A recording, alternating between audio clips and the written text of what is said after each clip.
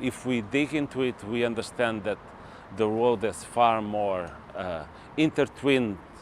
We are not so much in control as we think. So my name is Hugo Canoilas. I'm an artist based in Vienna.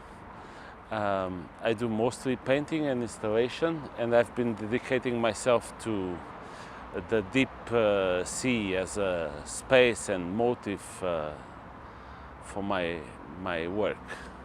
The name is Belvedere, which was me trying to find a word that would relate to these places where if you live by the sea, you have sometimes you close your balcony and you have a relation to the sea and you look towards it. The deep sea came as a space for more poetic, maybe social and political as well, freedom. And this expansion of the knowledge we have about the natural brings a lot of possibilities to find new forms of being, new forms of coexistence. It's not constricted to a construction that is controlled by many other powers like reason or rationality. So it's mostly this escape to a space that is more free to act. I think that's what attracts me. There's also, of course, a very pressing ecological thought about it. The reason why the work is here in front of the canal, that is a space where we don't see so much life, but we imagine that it's there under the water. And this imagination platform is a vantage point for you to imagine other forms of life, because all these creatures were found last year, and they are they bring quite new morphologies or qualities. Some animals change gender during their growing up, or they need to live in colonies. They need the others.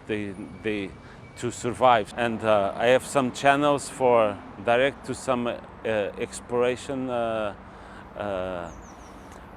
companies or organizations, which allows me to see live stream of robots diving, which is really funny. Like this sponge here. I think the two biologists were eating some frozen lasagna and saying, "Oh, look, this feels like E.T.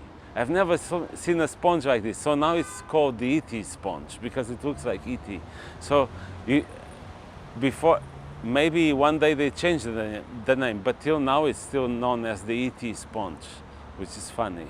The handrail is the same handrail of my staircase in the building where I live, so I mimic it. This could be also understood as a conversation piece, like there's this Michelangelo Pistoletto piece that is a conversation piece, so you could stay here and talk with a friend, hang out, because a lot of people stop here and they sit or they... but it's mostly a way of inviting people to approach and to look closer to the many details the painting carries. During the morning, the work becomes quite more transparent because the light is further up or behind, and that communicates better. I mean, if a boat passes, also you feel the waves, and then it becomes another form of interaction with it.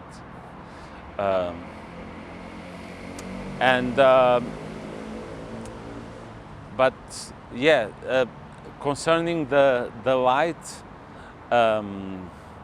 more and more I think darkness, we need dark spaces to exist, you know? It's like We need the dark space of raves to be. We need parts that are not visible that allow us to, even if it's intermittent with a strobe light, that no one is judging you by the way you are expressing your relation with a certain music. So I think we already live a period of illuminism, and now we are trying to find a moment where we have a certain area of shade that we don't know everything. So for me, I'm fascinated about the ocean. I would like to keep a part of it unknown, so it can continue to be this projection space to find new narratives and so on.